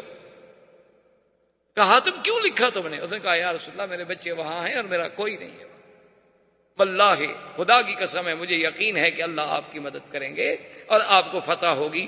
میں نے کہا خط کی ذریعے اطلاع دے کر قریشیوں پر میرا احسان ہو جائے گا تو میرے بچوں کا ذرا خیال کر لیں گے، میری بچوں کا لحاظ کر لیں گے، ان کو مدینے آنے دیں گے، اس کے علاوہ میرا کوئی مقصد نہیں تھا۔ انہوں نے صدقہ، حاتم نے سچ کا ایک چھوڑ دیا۔ حضور صلی اللہ علیہ وسلم کا قافلہ چلا تو اقرا ابن حابس التمیمی، بنو تمیم کا آدمی ہے، وہ پورے قبیلے کو لے کے آیا مسلمان۔ ابھی ماشاءاللہ حضور اس کی خوشی منا رہے تھے کہ اس کے بعد بنو سلیم جو ہیں 1000 گھوڑ سوار مسلح ہو کے آئے، انہوں نے کہا اشہد ان لا الہ الا اللہ، حضور ہم کلمہ پڑھ چکے۔ اور پھر وہ اپنا عیینت ابن حصن جو تھا بنو غطفان کا، وہ احمق المتا، وہ آ گیا، اس نے کہا حضور اشہد اللہ الہ الا اللہ، یعنی ابھی حضور راستے میں ہے 10,000 کا لشکر، مدینے سے چلے تھے تو 3,500 تھے، ابھی 2-4 منزلیں حضور نے طے فرمائی ہیں اور قبیلے دوڑے آ رہے، 10,000 کا لشکر ہے، جرار، گھوڑ سوار، اونٹوں پہ سوار، سلاح، اسلحہ، مقاتل، حضور صلی اللہ علیہ وسلم نے لشکر کو چلایا اور آپ نے طائف کی طرف توجہ کی، کیونکہ مدینے سے راستہ جو ہے وہ اسی طرح آتا ہے، مکہ بھی آ جائیں، طائف بھی چلے جائیں، تو قافلے کو اس طرف چلایا کہ لوگ سمجھیں کہ طائف جا رہے ہیں۔ بنی حوازن، اب صحابہ نے کہا انہو یرید بنی حوازن، اب حضور کا ارادہ جو ہے بنی حوازن کے ساتھ جنگ کا ہے، کیونکہ وہ طائف کے راستے میں آباد تھے، تو سب لوگوں کا دماغ اسی طرف چلا گیا کہ یرید بنی حوازن، یرید بنی حوازن، بنی حوازن کے ساتھ جا رہے ہیں، بنی حوازن کی طرف چل رہے ہیں۔ جب عین حضور صلی اللہ علیہ وسلم طائف اور بنی حوازن کے قریب آئے، فامر اصحابہ ان یتجہوا الی مکہ، کہ مکے کی طرف رخ کرو۔ حضور صلی اللہ علیہ وسلم مکہ کی طرف چلے۔ آپ اندازہ کریں رازداری کا کہ مدینے سے قافلہ چلا رہے ہیں، قافلے میں 10,000 تو مقاتل ہے صرف، پھر بچے بھی ہیں، عورتیں بھی ہیں، اور مکہ شریف سے 4 میل کے فاصلے تک کسی کو پتہ نہیں چلنے دیا حضور نے کہ ہم مکہ جا رہے ہیں، ماں سوائے ابو بکر عمر۔ اب حضور صلی اللہ علیہ وسلم نے صحابہ کو حکم دیا کہ فتجہوا الی مکہ، مکہ کی طرف توجہ کرو۔ اچھا، خدا کی شان ہے کہ بدیل ابن ورقہ، وہ جو بنو خزاعہ کا سردار تھا، وہ روزانہ شام کو نکل کے مکے سے باہر آتا تھا 2-2 4-4 میل سفر کر کے کہ حضور کی مدد کب آتی ہے۔ اس کو یہ خیال تو نہیں تھا کہ حضور لشکر لے کے آ جائیں گے، یہ تھا کہ بھی 200 400 500 1000 آدمی بھیج دیں گے ہماری مدد کے لیے۔ اسی اثنا میں ایک دن اتفاق کی بات دیکھیں کہ ابو سفیان نکلا، حکیم ابن حزام نکلا، اور ادھر سے بدیل ابن ورقہ نکلا، وہ ادھر سے وہ ادھر سے وہ ادھر سے، سب نکلے کہ مکے کے باہر جا کے ذرا معلومات کریں۔ کچھ معلوم ہوا تھا ابو سفیان کو کہ بھی کوئی لشکر جو ہے بنی حوازن کی طرف متوجہ ہے مسلمانوں کا۔ انہوں نے کہا دیکھیں تو صحیح، بھی واقعی وہ بنو حوازن کی طرف ہے، کہیں ادھر تو نہیں آ رہے۔ تو یہ جب تینوں نکلے تو رات کا وقت تھا اور آگے تو آگ گئے، کھانے پک رہے ہیں، آگ جل رہی ہے۔ اب 10,000 آدمی آگ جلا رہا ہو تو کتنی جگہ پہ آگ ہوگی۔ ابو سفیان کھڑا ہو گیا، بدیل ابن ورقہ آیا، اس نے کہا بدیل من ہؤلاء، یہ کون ہے؟ اس نے کہا واللہ اللہ جانتا ہے، بنو حوازن، یمکن ہے بنو حوازن ہوں۔ کہا بنو حوازن کا کیا کام، اور بنو حوازن اتنے تو نہیں ہیں کہ اتنا بڑا لشکر ہو۔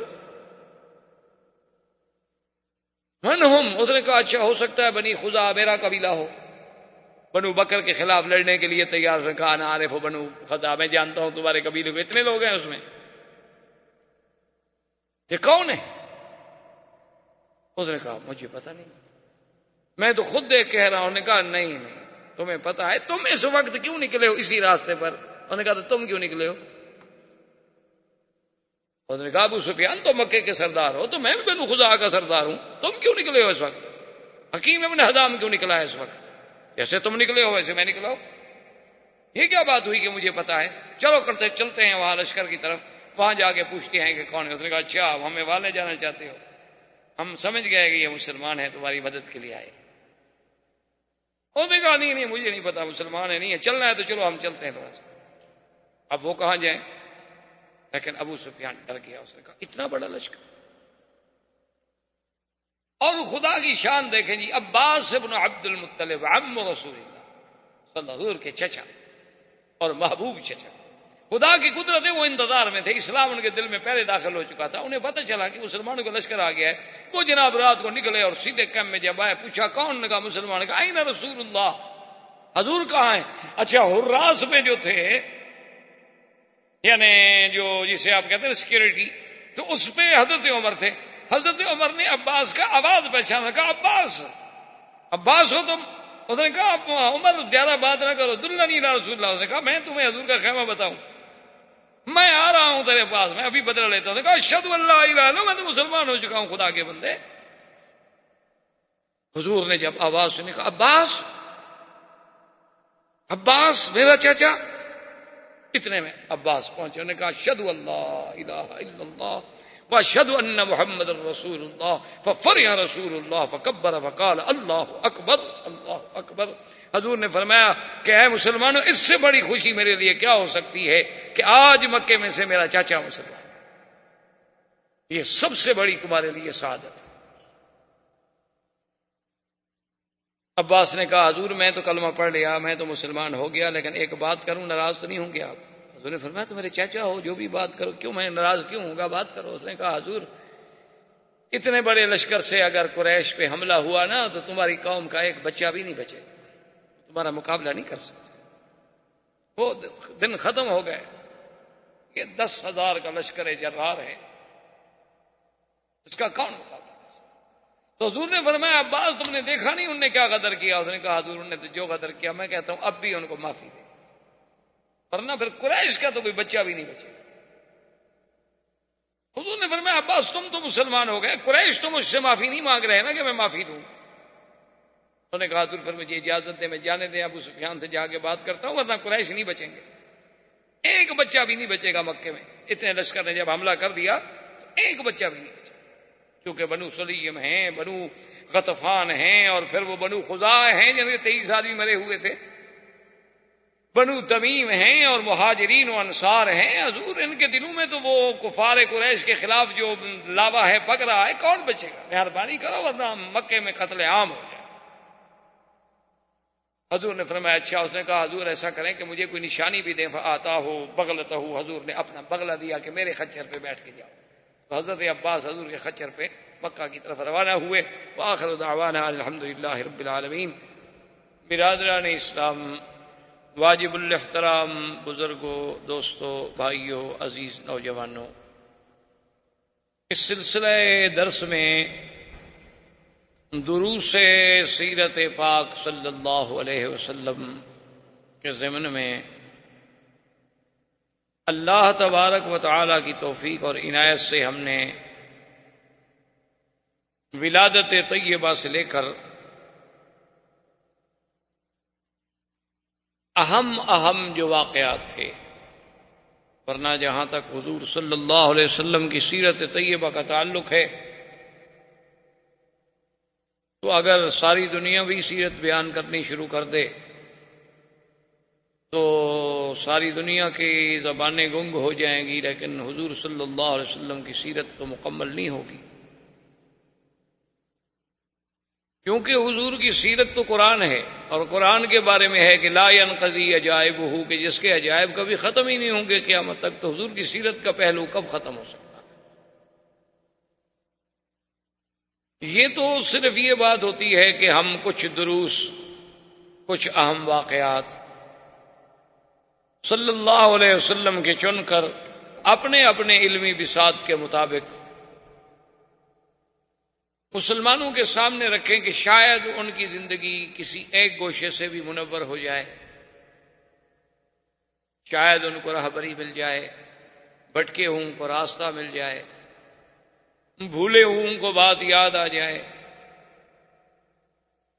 تو اس ضمن میں ہم پہنچے تھے حضور صلی اللہ علیہ وسلم جب مکہ کے لیے فتح مکہ کے موقع پر تشریف لائے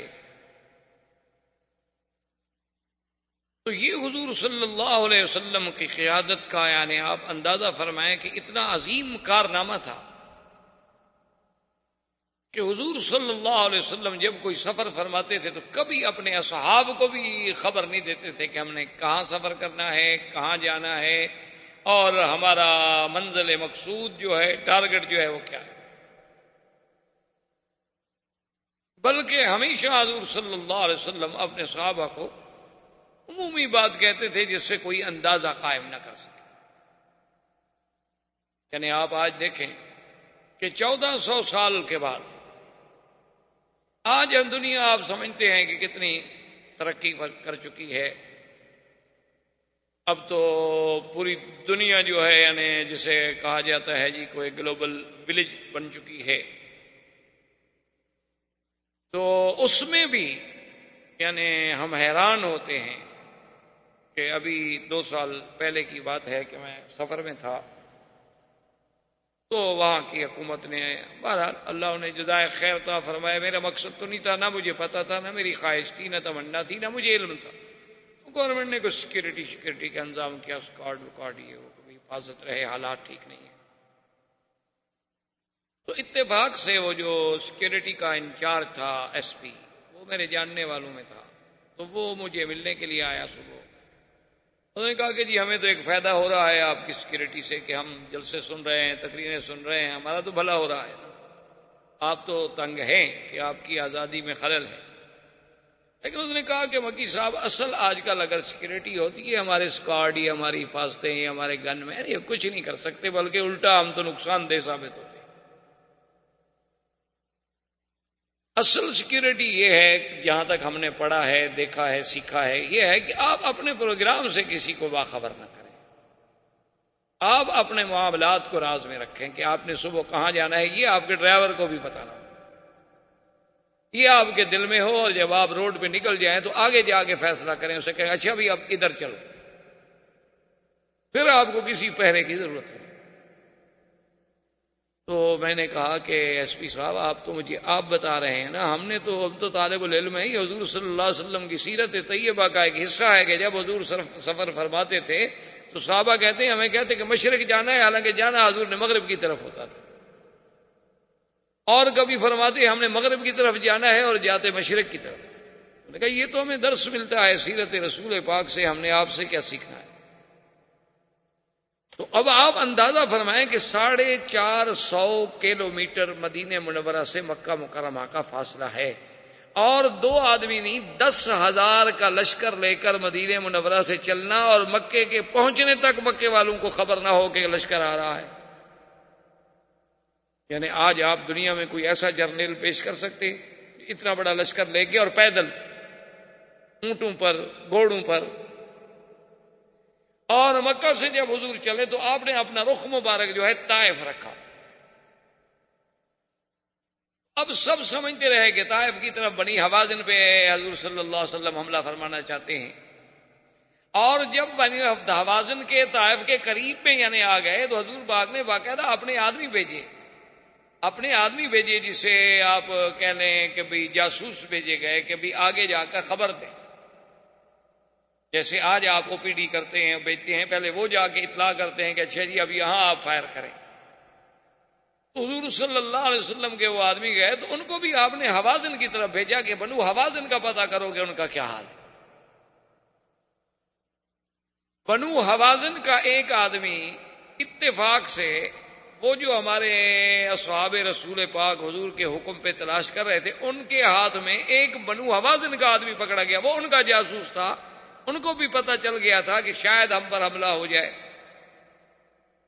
تو وہ بھی اپنے جاسوس بھیجتے تھے کہ پہاڑوں میں پھرتے رہیں، اونچی چوٹیوں پہ چڑھ کے دیکھتے رہیں کہ کوئی قافلہ، کوئی منظر، کوئی آتا ہوا، کوئی روشنی، کوئی رات کو آگ جلانے کا منظر نظر آئے تو خبر رکھیں۔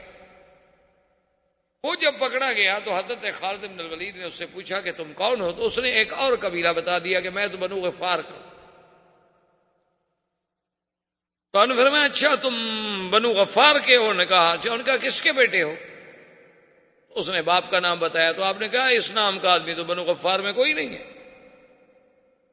اچھا تمہارا بنو غفار کی کس گلی میں گھر ہے؟ اب وہ بیچارہ بنو غفار کا تو گھر جانتے ہی نہیں تھے، تو بتایا کیسے؟ اور فرمایا میں جانتا ہوں تم حوازن کے جاسوس ہو، سیدھی سیدھی بات کرو، کیا بات ہے؟ تو اس سے بھی حضرت خالد کو بڑے معلومات حاصل ہوئے، پتہ چلا کہ بنو حوازن بھی پوری طرح تیاریوں میں لگے ہوئے۔ تو اب حضور صلی اللہ علیہ وسلم بالکل عین جب طائف کے رخ پہ آ گئے، جیسے وادی تیمہ ہے تو اس کے رخ پہ آ گئے، تو وہاں سے آپ نے حکم دیا کہ مکہ سب لشکر جو ہے مکے کی طرف رجوع کرے، ہم نے طائف نہیں جانا ہے۔ اب حضور صلی اللہ علیہ وسلم مکے آئے، اور مکے سے 4 میل صرف باقی حرم جو ہے 4 میل رہ گیا، وہاں حضور صلی اللہ علیہ وسلم نے پڑاؤ کیا، لشکر تھک چکا تھا اور متواتر سفر کر چکا تھا۔ اور اتفاق کی بات یہ ہے کہ بدیل ابن ورقہ جو بنو خزاعہ کا سردار تھا، جو مدینہ منورہ گیا تھا حضور صلی اللہ علیہ وسلم سے مدد مانگنے کے لیے کہ حضور ہمارے ساتھ بنی بکر نے زیادتی کی ہے، ہم آپ کے حلیف ہیں، ہماری مدد کریں، اور پہلے انہوں نے سالم ابن عوف کو بھیجا تھا جس کے ساتھ حضور نے وعدہ کیا تھا کہ نصرت یا سالم۔ بدیل ابن ورقہ روزانہ رات کو مکے سے نکلتا تھا، انتظار میں تھا کہ اللہ کے نبی نے وعدہ کیا ہے تو اللہ کے نبی کا وعدہ تو ضرور سچا ہے، آپ آئیں گے، لیکن پتہ نہیں کب۔ اتفاق کی بات یہ ہے کہ ایک رات بدیل ابن ورقہ بھی نکلے، ادھر ابو سفیان جو مکے کا سردار تھا وہ بھی نکلا، اور حارث ابن ہشام بھی نکلا، یہ تینوں جو ہے نا اتفاق سے نکلے تو اپنے اپنے گھر سے، لیکن راستے میں اکٹھے ہو۔ ابو سفیان نے پوچھا بدیل ابن ورقہ سے کہ کیسے چلے ہو، کہاں چلے ہو؟ تو بدیل ابن ورقہ نے کہا تمہیں پتہ ہے کہ میرے قبیلے کے لوگ مارے گئے، بنو بکر نے حملہ کیا، تمہیں پتہ ہے اللہ کے حرم میں میرے 23 جوان مارے جا چکے ہیں، ہم تو اب رات کو اپنی اپنی قوم کو دیکھنے کے لیے نکلتے ہیں۔ یکدم جب روشنیوں پہ نظر پڑی تو اس نے کہا کہ ما ہاؤلا من ہاؤلا، یہ کیا ہے؟ تو بدیل ابن ورقہ نے کہا ہو سکتا ہے میرے قبیلے کے لوگ ہوں، بنو خزاع ہوں۔ اس نے کہا نہیں، بنو خزاع کو میں جانتا ہوں، ان کا اتنا عدد نہیں ہے، ہاؤلا اکثر، یہ تو زیادہ ہے۔ اس نے کہا اچھا یہ بھی ہو سکتا ہے کہ بھائی یہ جو ہے بنو سلیم، انہوں نے کہا نہیں نہیں وہی نہیں۔ انہوں نے کہا پھر یہ کون ہے؟ حارث ابن ہشام نے کہا ابو سفیان معلوم یہ ہوتا ہے کہ ھذا محمد الرسول، یہ مسلمانوں کا لشکر۔ اس نے کہا کیسے ہو سکتا؟ اس نے کہا کیسے ہو سکتا ہے، بہرحال اب تو ہو گیا۔ بہرحال حضور صلی اللہ علیہ وسلم تشریف فرما تھے، فقدم عباس ابن عبد المطلب، حضرت عباس آئے اور آگے حضور سے ملے، اور آتے ہوئے اشہد اللہ الہ الا اللہ واشہد ان محمد الرسول اللہ۔ حضور نے فرمایا میرے صحابہ خدا جانتا ہے کہ پتہ نہیں فتح مکہ کی مجھے زیادہ خوشی ہوگی یا عباس کے اسلام کے زیادہ خوشی، کہ عباس تو حضور کے چچا تھے، عم رسول اللہ صلی اللہ علیہ وسلم، عبد المطلب کا بیٹا۔ حضرت عباس جب اسلام لے آئے تو اب حضرت عباس بھی سردار تھے، عبد المطلب کے بیٹے تھے، آخر ان کا ابو سفیان سے سب سے رشتہ داری تھی۔ اس نے جب دیکھا کہ لشکر کا یہ عالم ہے کہ 10,000 لشکر،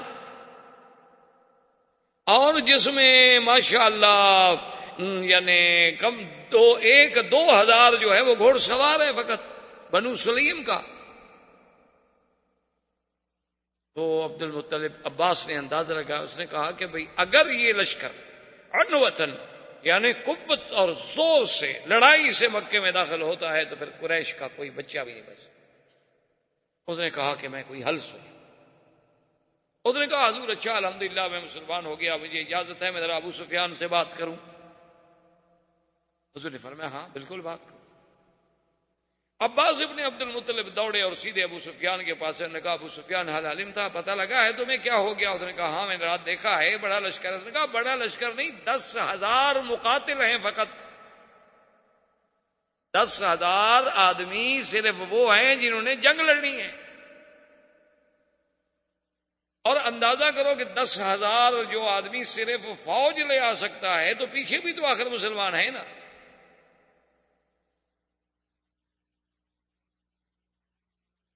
تو اس نے کہا عباس کیا کروں؟ اس نے کہا ابو سفیان دیکھو تم مکے کے سردار،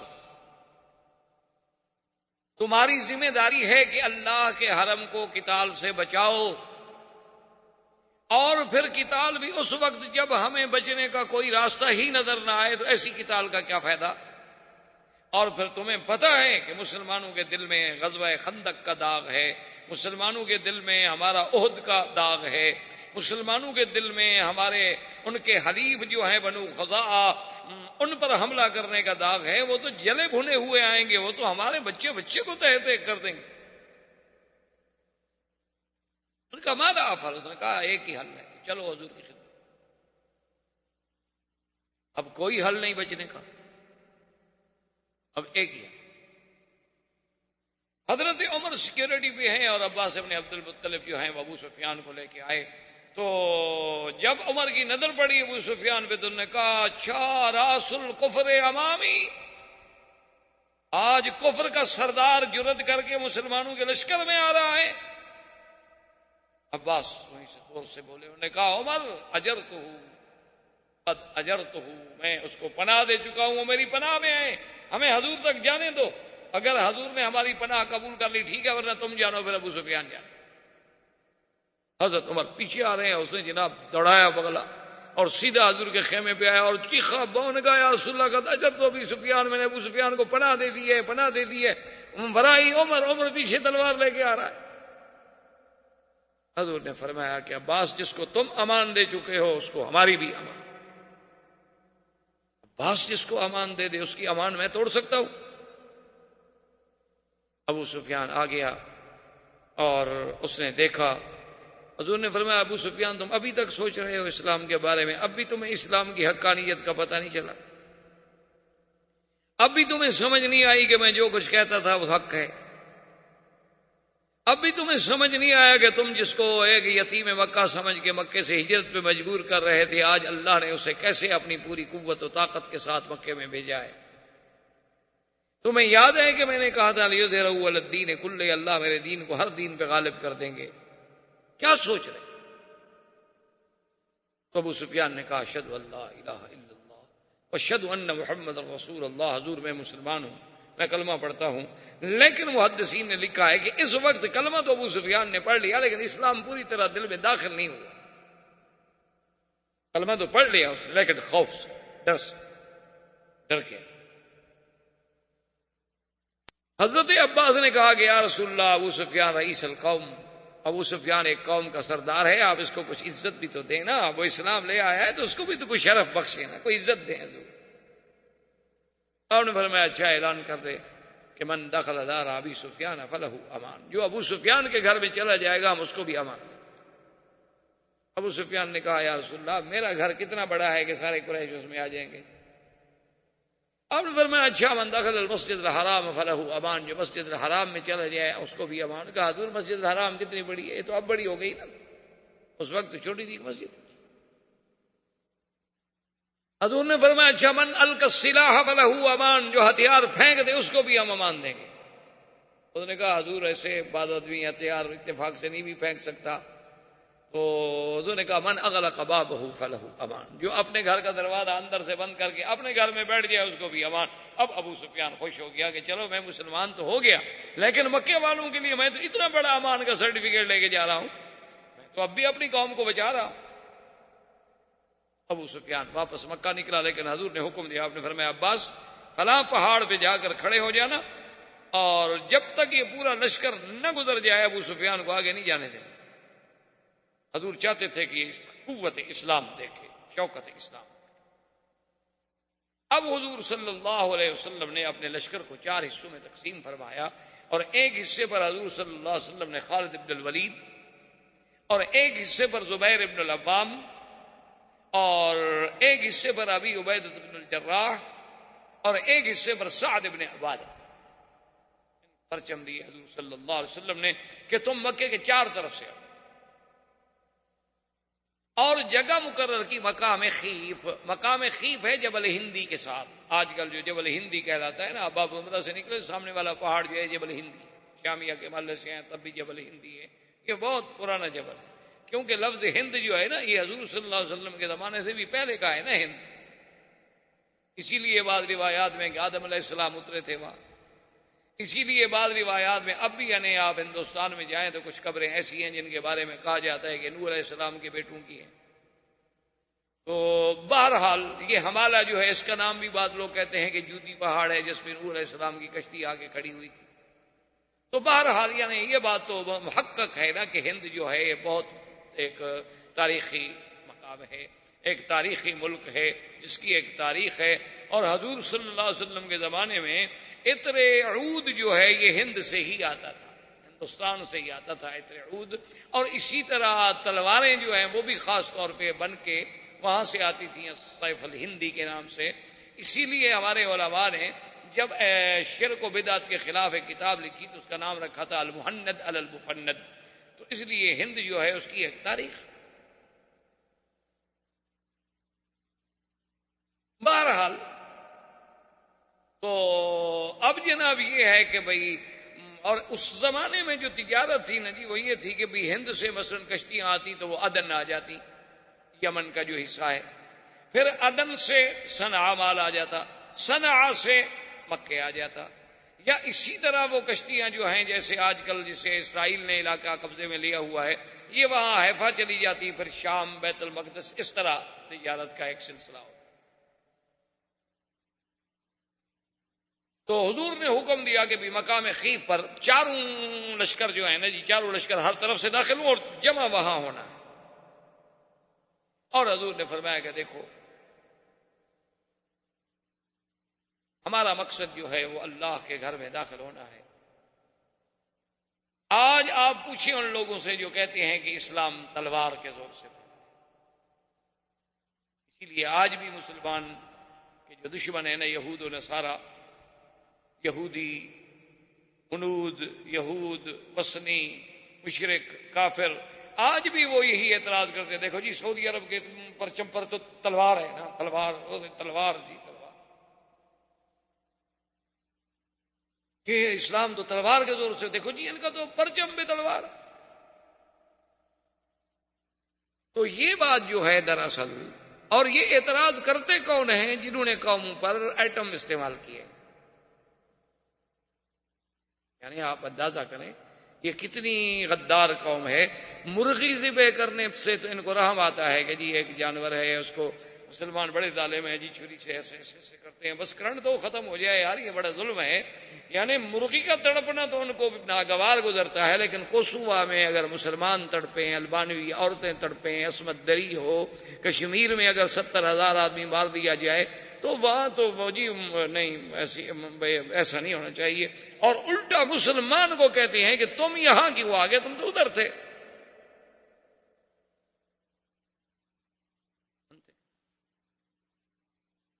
اور چونکہ قوت ابلاغ ان کے ہاتھ میں ہے، جتنا دنیا کا جدید الیکٹرانک میڈیا ہے وہ کفر کے ہاتھ میں ہے۔ ہم مسلمانوں کے پاس کیا ہے؟ ہمارے پاس تو یہی ہے کہ شام کو VCR چلا کے کوئی فلم لگا کے بیٹھ گئے، بس دیکھ لی۔ ہمارے پاس یہ ہے، کوئی بہت زیادہ صالح بندہ بن گیا، ولی اللہ بننے لگ گیا تو مولوی مکی کی تقریر سو، ہمارا حال تھی۔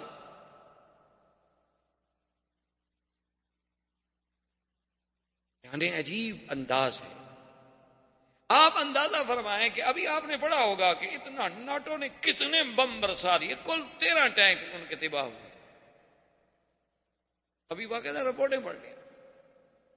یعنی انہوں نے اپنے زیر نگرانی مسلمانوں کو مارا، تباہ کیا، نکالا، برباد کیا، باقاعدہ سرنگیں بچھوائیں، اب ان مسلمانوں کو واپس لا کے بقیہ جو ہے ان کو اس طرح مار رہے ہیں۔ اور دیکھیں پیار کتنا ہے، ساتھ کہتے ہیں کہ بھائی البانوی مسلمانوں آپ کے ساتھ واقعی بڑی زیادتی ہوئی ہے، لیکن اب اگر وہ سرب آئے نا ان سے تم زیادتی نہ کرنا، ذرا پیار کا ہاتھ۔ اس کے باوجود بھی ہم کہتے ہیں کہ وہ کافر ہماری مدد کرے گا۔ اللہ اکبر۔ اور قرآن کھولیں تو تمہیں سمجھ آ جائے کہ قرآن کیا کہتا ہے۔ اللہ فرماتا ہے یبتغون عندهم العزہ، ان سے، کافروں سے تم مدد لے کے غلبہ حاصل کرنا چاہتے ہو، ان سے مدد لوگے، یہ آئیں گے تمہاری ٹیکنالوجی میں مدد کریں گے۔ ان العزت للہ جميعا، خبردار عزت میرے ہاتھ میں ہے، ان کے ہاتھ میں نہیں، اور یہ تمہیں عزت دیں گے۔ لا تتخذوا الکافرین اولیاء من دون المؤمنین، خبردار کسی کافر کو اللہ کے ایمان والوں کے سوا کبھی دوست نہ سمجھنا۔ ایبتغون عندهم العزہ فإن العزة للہ، یعنی آپ حیران ہوں گے، آپ ان کو بلائیں، آپ ان کو بتلائیں کہ کیا ایمان سے کہیں کہ بلال پہ جو ظلم ہوا، صہیب پہ جو ظلم ہوا، خباب پہ جو ظلم ہوا، عمار پہ جو ظلم ہوا، سمیہ پہ جو ظلم ہوا، مسلمانان مہاجرین حبشہ پہ جو ظلم ہوا، مہاجرین مدینہ پہ جو ظلم ہوا، پھر یعنی حضور مدینے چلے گئے، 450 میل دور چلے گئے، پھر چین نہیں لینے دیتے، پھر احد میں آگے لڑے، پھر خندق میں احزاب میں ساری دنیا کی فوجیں لے کے آ گئے۔ ایمان سے کہیں آج ان کو حق نہیں پہنچتا تھا کہ ایک ایک بچہ اڑا دیتے؟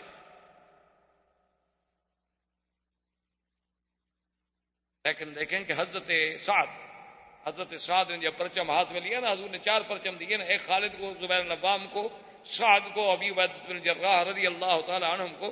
تو حضرت سعد نے ایسے غصے میں ایسے ایک دفعہ پرچم کو یوں ہلایا اور کہا لا قریش بعد اليوم اليوم یوم الملحمہ. میں نے کہا صحابہ تیار ہو جاؤ، آج کے بعد قریش کا بچہ نظر نہیں آئے گا، اور آج دن ہے ہم اپنے خون کا بدلہ لیں گے. حضور نے فرمایا ٹھہر جاؤ، پرچم واپس کر دو. یہ دین تلوار سے پھیلا ہے. حضور نے فرمایا سعد کیا کہہ رہے ہو، الیوم یوم الملحمہ نہیں، الیوم یوم المکرمہ. آج عزت کا دن ہے، تکریم کا دن ہے. الیوم یعز قریش، آج اللہ قریش کو عزت دیں گے، ذلت نہیں. ہم کسی کو ذلت دینے کے لیے تو نہیں آئے، ہم تو عزت دینے کے لیے. واپس کرو پرچم واپس کیا. لیکن دیکھیں حضور صلی اللہ علیہ وسلم کی فراست. آپ جانتے تھے کہ سعد تو انصار کا سردار ہے، اگر اس سے پرچم واپس لے لیا ہے ہم نے تو انصار کے دل پر تو چوٹ لگے گی نا. تو حضور نے فوراً اس کے بیٹے کو بلایا، کیسے ابن سعد کو پرچم دے.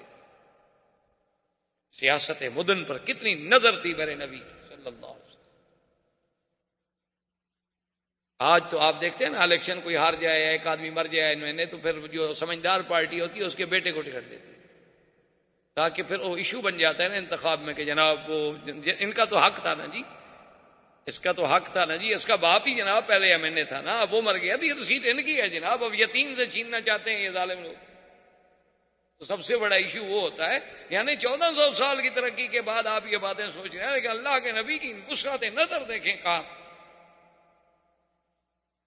حضور نے وہ پرچم دے دیا اور اس کے بعد حکم دیا اور فرمایا کہ دیکھو خالد، لڑنا نہیں.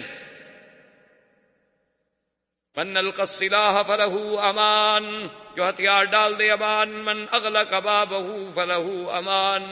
من دخل دار ابی سفیان فله امان. من دخل المسجد الحرام فله امان. آپ نے فرمایا جو ابو سفیان کے گھر میں داخل ہو امان، مسجد میں داخل ہو امان، ہتھیار پھینک دے امان، اپنے گھر کا دروازہ بند کر دے امان، بوڑھے کو امان، عورت کو امان، بچے کو امان. الا عشرتن، فرمایا صرف 10 آدمی ہیں جن کو امان نہیں ہے، باقی سب کو. اور آپ نے فرمایا صحابہ ولو انہم وجدتم واللکین تحت استار الکعبۃ فاقتلوہم، اگر وہ 10 آدمی کعبۃ اللہ کے خلاف کے نیچے بھی گھس جائیں تو پھر ان کو وہیں بھی قتل کرنا ہے، ان کو پناہ نہیں. ان میں کون تھا؟ ایک اکرمہ ابی جہل کا بیٹا، اور ایک صفوان ابن امیہ، اور ایک عبداللہ ابن سعد ابن ابی السرح، اور ایک ہند زوجت ابی سفیان، ابی سفیان کی بیوی جس نے حضرت حمزہ کا کلیجہ چبایا تھا. حضور نے فرمایا ان کو نہیں. یہ تو اگر کعبہ شریف کے غلافوں کے نیچے بھی چھپ جائیں ان کو وہی مار دیں. اب سارے قافلے بڑھ رہے ہیں، امان امان امان امان، تو سارے مکے میں امان امان ہو گئے. صرف خالد ابن الولید جو ہیں یہ جس طرف سے آ رہے تھے، اس لڑکا وہ علاقہ شاید ابھی آپ لوگوں نے مکے میں رہتے ہوئے دیکھا ہو، جس کو ابھی آپ شیب عامر کہتے ہیں. جب آپ یعنی غزہ میں جائیں آگے جفالی سے پھر آپ رائٹ پہ جائیں تو شیب عامر سے جب آپ جائیں گے تو آگے علاقہ ہے ملاوی جسے کہتے ہیں. اس ملاوی کے تلے سے جب چڑھائی سے آپ اترے نا تو یہ جگہ ہے، اس کا نام ہے خندمہ. اس جگہ پر جب آئے تو اکرمہ نے کیا کیا کہ 20 25 50 آدمی اکٹھا کر کے وہ اسی علاقے میں کھڑا گیا. اس نے کہا کہ دیکھو جی بات سنو، حضور نے امان دے دی ہے، یا جو کوئی ہم تو لڑیں گے یا قتل ہو جائیں گے، یا کم از کم ہم زندگی میں جاگتے ہوئے نہیں دیکھ سکتے اپنی آنکھوں کے ساتھ کہ اللہ کا نبی مکے میں داخل ہو جائے. چلو زیادہ سے زیادہ مر جائیں گے اور کیا ہم لڑیں. تو وہ 50-100 آدمی لے کے وہیں کھڑے ہو گئے.